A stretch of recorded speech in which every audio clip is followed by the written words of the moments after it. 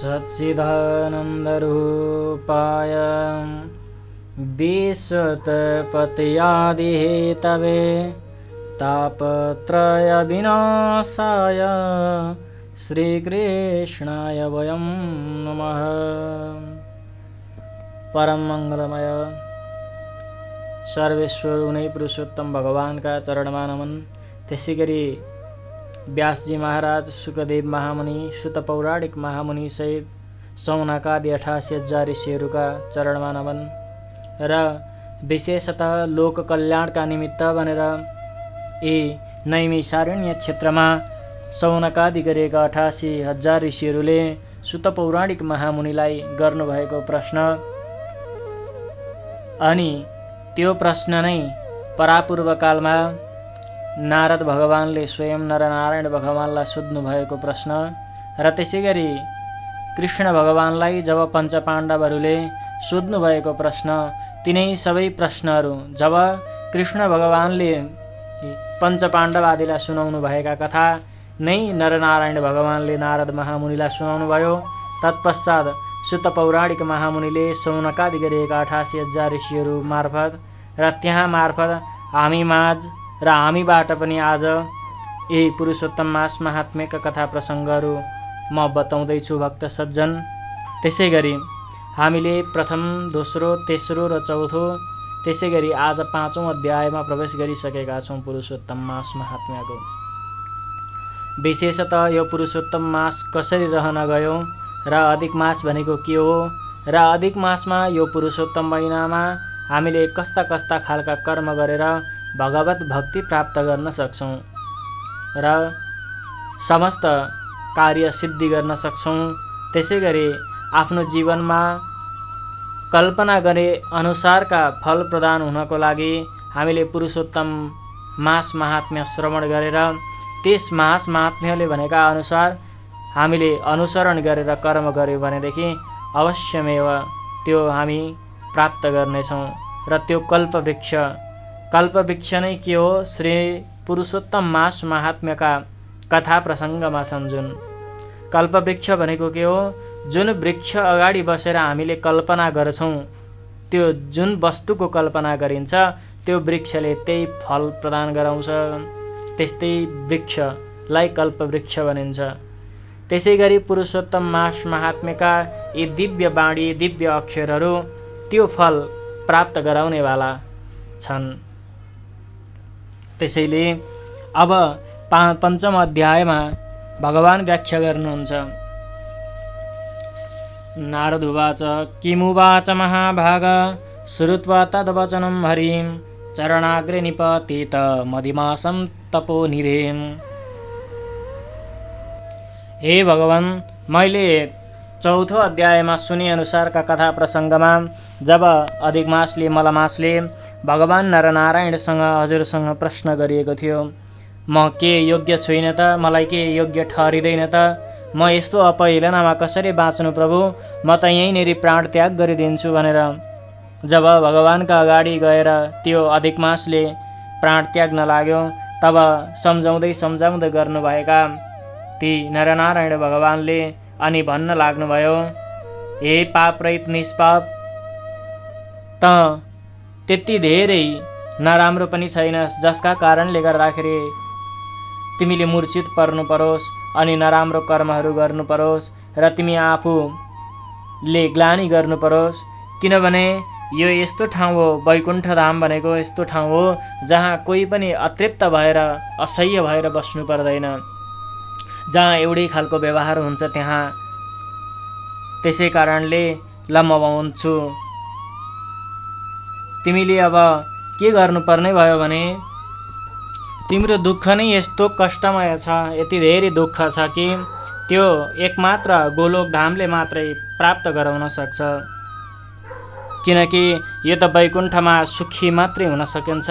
यसको केही फल प्राप्त गराउनका निमित्त त तिमीले मसँगै गोलोक जानुपर्छ। आऊ हिँड, म तिमीलाई गोलोक लिएर जान्छु, जहाँ पुरुषोत्तम स्वयं ईश्वर भगवान विराजमान गर्नुहुन्छ। त्यहाँ अत्यन्त धेरै मनमोहक हुने खालका दृश्यहरू छन्। कस्ता छन् त? गोपिका वृन्द मध्यस्थो द्विभुजो मुरलीधर नवीन निरदश्याम रक्त पंकज लोचन। जब अत्यन्त धेरै परम भक्तिले सुसज्जित भएका ती गोप गोपीहरूको बीचमा झुण्ड बीचमा बसेर आनन्दपूर्वक रमाउनेवाला, जसले चाहिँ हाँस्ने बित्तिकै बिहानीको सुरुवात हुन्छ र जब मुस्कुराउने बित्तिकै चन्द्रबदन जस्तो संसारै ढकमक्क उज्यालो हुन्छ, जसका एउटा हाँसो मात्रै हेर्नका निमित्त भनेर संसार चकित पार्ने खालका ती वंशीका सुर मात्रै यस्ता छन्, जसका कारणले गर्दाखेरि वन जङ्गलमा रहेका जीवजन्तु र त्यहाँ रहेका वनस्पति आदिले फल प्राप्त गराउन थाल्छन्, फल दिन थाल्छन्। त्यस्ता अत्यन्त सुन्दर मनमोहक हुनेवाला र दुई हातले मुरली बजाउने नयाँ मेघ जस्तो एकदमै श्याम वर्णका, रातो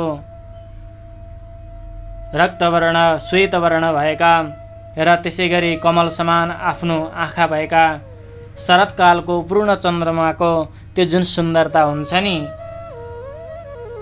अधिक मास, त्यस्तै गरेका अत्यन्त धेरै सुन्दर भएका करोडौं कामदेवका सुन्दरता समान मनोहर लीलाका खानी, त्यस्ता पिताम्बर पहिरेका, माला लगाउनु भएका अनि शिरमा ती मयूर पंखले सुशोभित हुनुभएका, त्यसै गरी वनमाला आदिले सिंगारिरहनु भएका राम्रा राप्रा जस्तो आभूषणहरू लगाउनु भएका त्यस्ता दिव्य परमात्मा हुनुहुन्छ। उनीको नाम पुरुषोत्तम भगवान हो।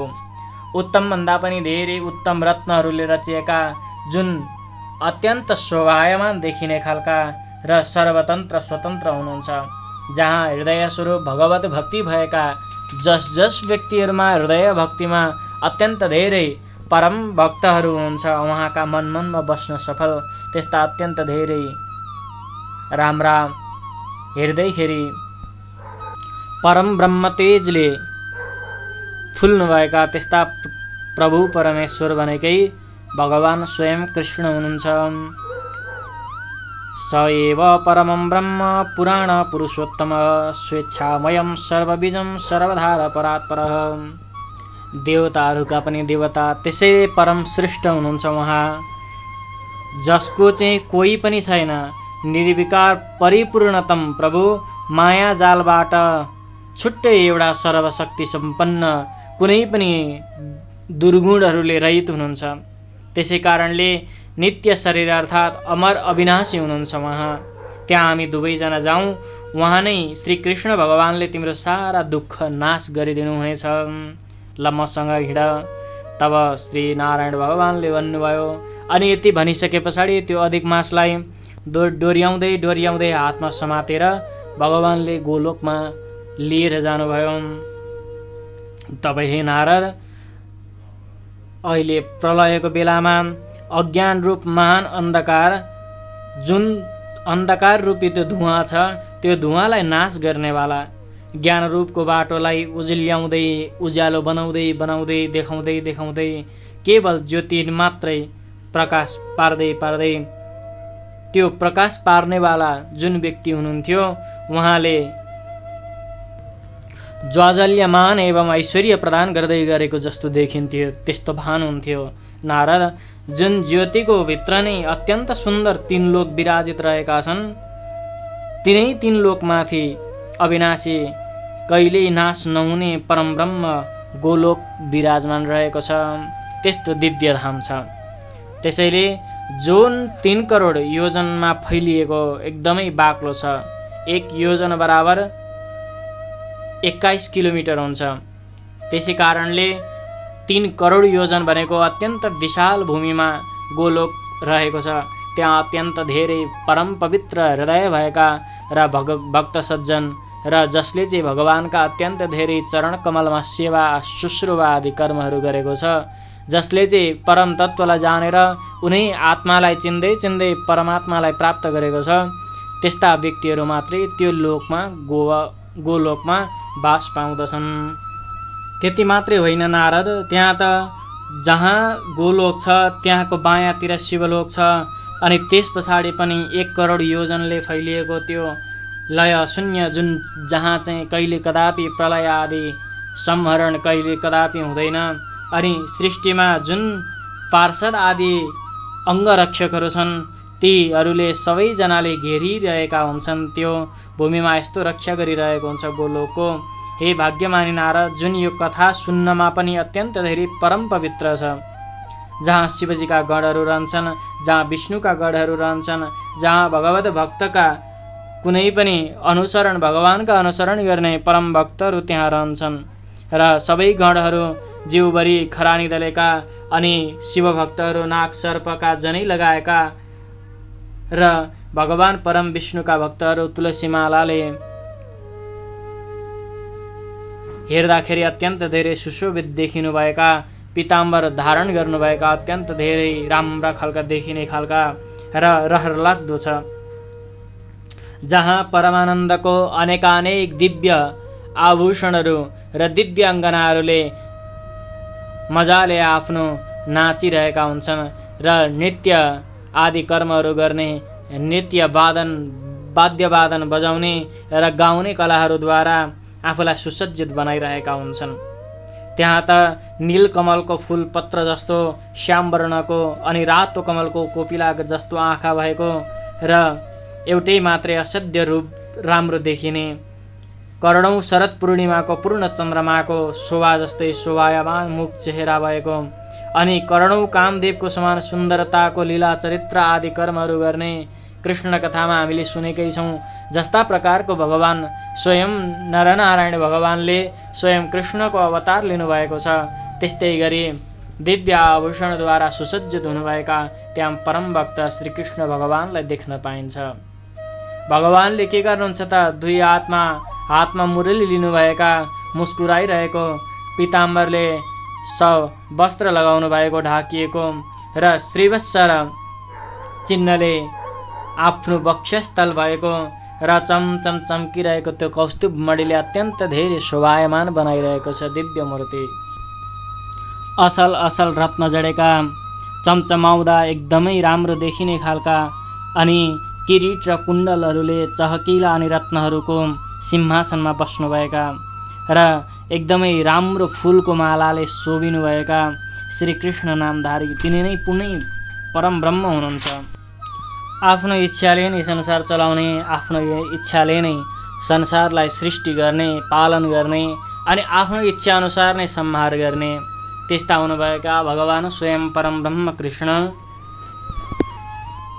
अनि सबै सृष्टिका मूल कारण, सबैका आधार, परभन्दा पनि इहलोक र परलोकमा अत्यन्त धेरै मोक्ष प्रदान गराउने हुने, जुन निरन्तर 12 वर्ष, 14 वर्ष, 20 वर्ष, केही बालापन, युवापन अथवा वृद्ध अवस्था नबनिकन सबैलाई एउटै भावनाले हेरेर सबैलाई फल प्रदान गर्नुहुनेवाला, कलिलो उमेरको त्यो प्रह्लाद जस्ता र कलिलो उमेरका ती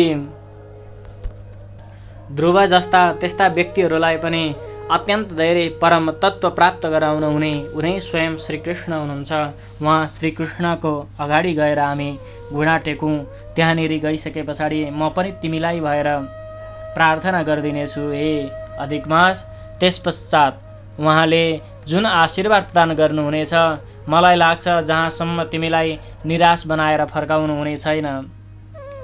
मङ्गलम मङ्गलार्हं च सर्वमङ्गलमङ्गलम परमानन्दराजं च सत्यमक्षरमव्ययम्। त्यसैले भगवान त अमङ्गलहरूको पनि मङ्गल गरिदिने हुनेवाला र अमङ्गललाई नाश गरेर सदा सर्वदा सिद्ध रूप प्रदान गर्नेवाला र सबै भक्तहरूलाई सिद्धि फल प्राप्त गराउनेवाला हुनुहुन्छ।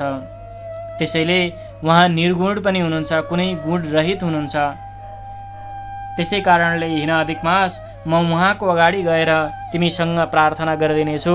उत्तम लोकपद प्राप्ति गराउनु हुनेछ तिमीलाई सदा सर्वदा कल्याणका निमित्त हेर्नुहुनेछ।